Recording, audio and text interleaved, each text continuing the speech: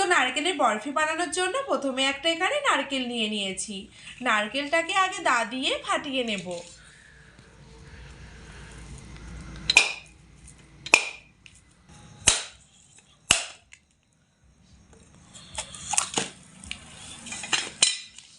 তো এখানে দেখুন প্রথমে নারকেলটা সুন্দরভাবে কেটে নিয়েছি। নারকেলের ভেতরে একটু দায়ের ঠোকা দিয়ে দিতে হয়। এবার আমি নারকেলের ভেতর থেকে শাঁসগুলোকে দা দিয়ে কেটে কেটে প্রথমে তুলে নেব, ঠিক এভাবে করে।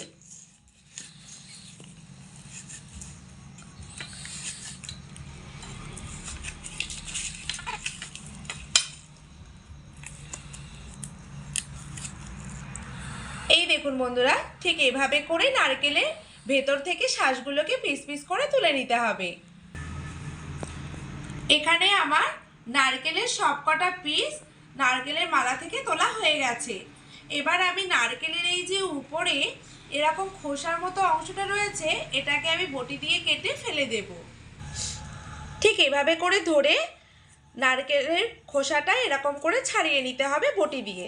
দেখবেন খুব সুন্দরভাবেই কিন্তু এটা ছাড়ানো হয়ে যাবে। আপনারা চাইলে ছুরি দিয়েও এটাকে ছাড়িয়ে নিতে পারেন।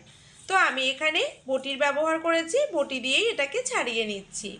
তো দেখুন বন্ধুরা, খুব সুন্দরভাবে কিন্তু নারকেলের খণ্ডগুলো পরিষ্কার হয়ে যায় এভাবে করে খোসা ছাড়িয়ে নিলে। নারকেলের পিসগুলোর খোসা ছাড়ানো হয়ে গেলে এবার ছোট ছোট ডুবো ডুবো করে কেটে নেব, ঠিক এভাবে করে।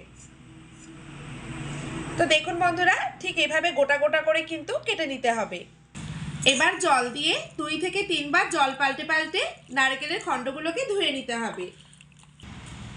এবার নারকেলের খণ্ডগুলোকে শিলনোড়ায় ফেলে বেটে নেব।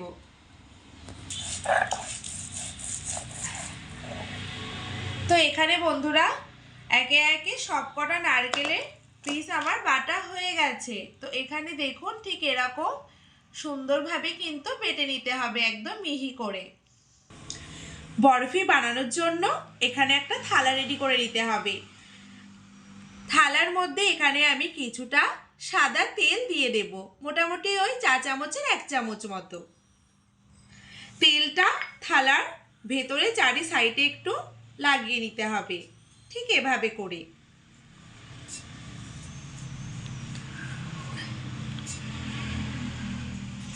তো এখানে সাদা তেল মাখানো হয়ে গেলে থালার ভেতরে ঠিক থালার এই ভেতরের মাপ করে একটা প্লেন সাদা কাগজ আমি গোল করে কেটে নিয়েছি। তো কাগজটা আমি এখানে বসিয়ে দিলাম। তো দেখুন বন্ধুরা, তেলে কিন্তু এমনি কাগজটা ভিজে গেছে। এবার এটাকে আমি একটা আলাদা সাইডে রেখে দিচ্ছি, এটা আমার পরে কাজে লাগবে। বরফি বানানোর জন্য এখানে বন্ধুরা আমার 1 বাটি দুধ লাগবে। সেই জন্য এখানে আমি 1 বাটি উষ্ণ গরম জল নিয়ে নিয়েছি। তো গরম জলের মধ্যে আমি এখানে দুধটা গুলে নেব। 10 টাকা যে আমুল দুধের প্যাকেট, সেটা আমি 2টো নিয়ে নিয়েছি। 2 প্যাকেট দুধ হলে আমার এখানে হয়ে যাবে। আপনারা চাইলে গরুর দুধও নিতে পারেন।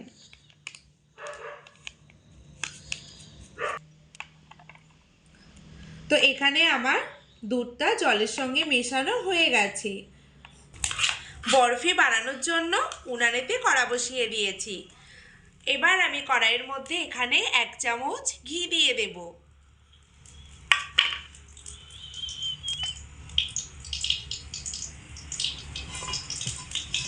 তো ঘিটা গলে গেছে। এবার আমি এখানে দিয়ে দেব নারকেল যে বেটে রেখে দিয়েছিলাম সেটা।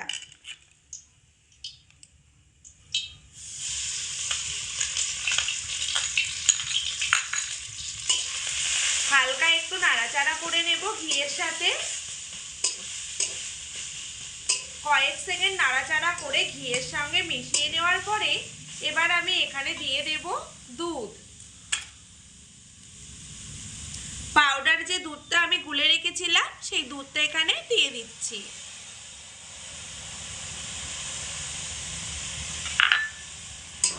ভালো করে নাড়াচাড়া করে নিতে হবে, আর অবশ্যই কিন্তু এই সময় আঁচটাকে হালকা আঁচেই রেখে দিতে হবে। নারকেলের মধ্যে দুধ দিয়ে মোটামুটি 4 মিনিট মতো এইভাবে অনবরত নাড়াচাড়া করে ভালো করে জাল করে নিয়েছি। তো দেখুন বন্ধুরা, এখানে কিন্তু পাকটা খুব সুন্দর এসছে। খুব সুন্দরভাবে কিন্তু একদম ঘন দুধ দিয়ে জাল করে নিতে হবে। তো এবার আমি এর মধ্যে চিনি দিয়ে দেব। একই বাটির মাপ করে 1 বাটি চিনি দিয়ে দিচ্ছি।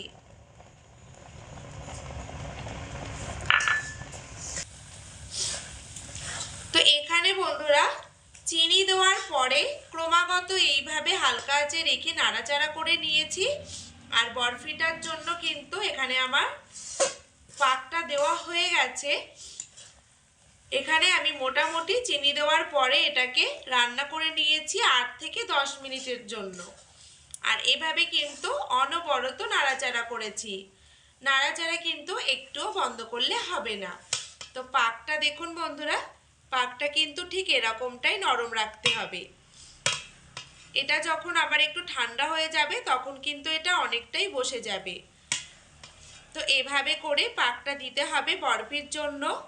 দেখে নিশ্চয়ই বুঝতে পারছেন যে পাকটা কতটা নরম রাখতে হবে।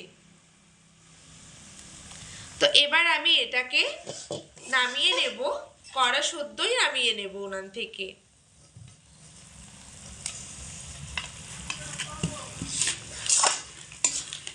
তো নামিয়ে নেওয়া হয়ে গেলে প্রথমে যে থালাটা রেডি করে রেখেছিলাম সেই থালাটার মধ্যে এখানে আমি অল্প অল্প করে নিয়ে পাতিয়ে দেব।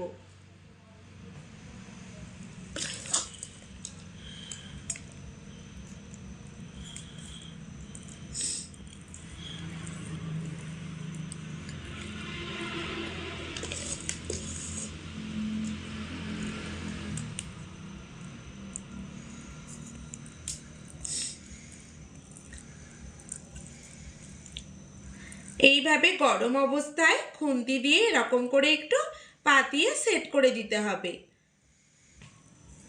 আর কাজটা কিন্তু বন্ধুরা অবশ্যই গরম থাকা অবস্থাতেই করতে হবে।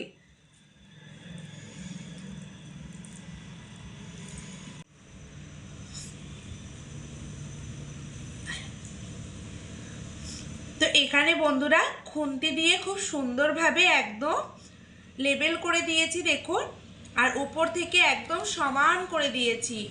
পুরো থালাটা কিন্তু একদম খুব সুন্দরভাবে একদম প্লেন করে দিয়েছি আমি এখানে।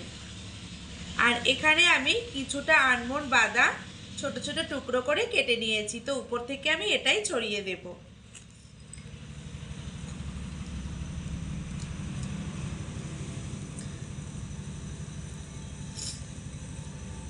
এটা থাকলে দেবে, না থাকলে দেওয়ার কোনো দরকার নেই। তবে দিলে কিন্তু খেতেও ভালো লাগে আর দেখতেও দারুণ লাগে। তো এবার আমি এটাকে মোটামুটি 5 ঘন্টার জন্য রেস্টে রেখে দেব, তবেই কিন্তু বরফিটা বেশ শক্ত হবে। 5 ঘন্টা রেস্টে রাখার পর ফিরে এলাম বন্ধুরা। তো দেখুন 5 ঘন্টা রেস্টে রাখার পর কিন্তু খুব সুন্দরভাবে একদম শক্ত হয়ে গেছে। আর এটাও কিন্তু দেখবেন ঠান্ডা হয়ে বেশ বসে যাবে। এরকমটাই কিন্তু একটু রেস্টে রেখে দিতে হবে মোটামুটি 4-5 ঘন্টা মতো। এবার আমি ছুরির এপিট ওপিট হালকা করে একটু ঘি মাখিয়ে নিয়েছি, বা সাদা তেল মাখিয়ে নিলেও হবে। এবার খুব সুন্দরভাবে একটু কেটে নিতে হবে। আপনাদের পছন্দ মতো আপনারা কেটে নিতে পারেন। তো আমি এখানে এমনি এরকম করে সাধারণভাবে কেটে নিচ্ছি।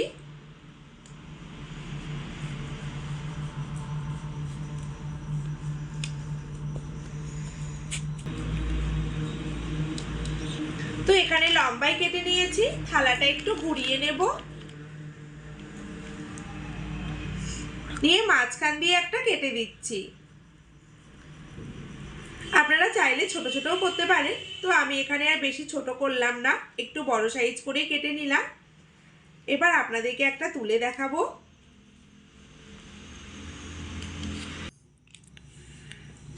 কত সুন্দরভাবে এটা উঠে আসলো।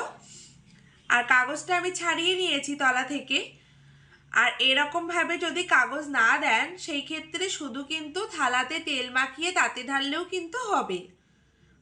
তো এখানে কিন্তু বন্ধুরা বরফিগুলো খুব শক্ত হয় না, মোটামুটি বেশ হালকা একটু বসে গিয়ে একটু শক্ত হয়ে যায়, সামান্য শক্ত, যেটা কাটতে খুব সুবিধা হয়। খেতে কিন্তু একদমই শক্ত না, গালে দিলে পুরো মিলিয়ে যাবে একদম, আর খেতে কিন্তু দারুণ লাগে। তো আজকে বন্ধুরা আমার এই বরফি রেসিপি আপনাদের কেমন লাগলো কমেন্ট করে জানাবেন। আজকের মতো ভিডিওটা এখানেই শেষ করছি, দেখা হচ্ছে পরের ভিডিওতে নতুন কোনো রেসিপি নিয়ে। সবাই অনেক ভালো থাকুন, সুস্থ থাকুন, ধন্যবাদ।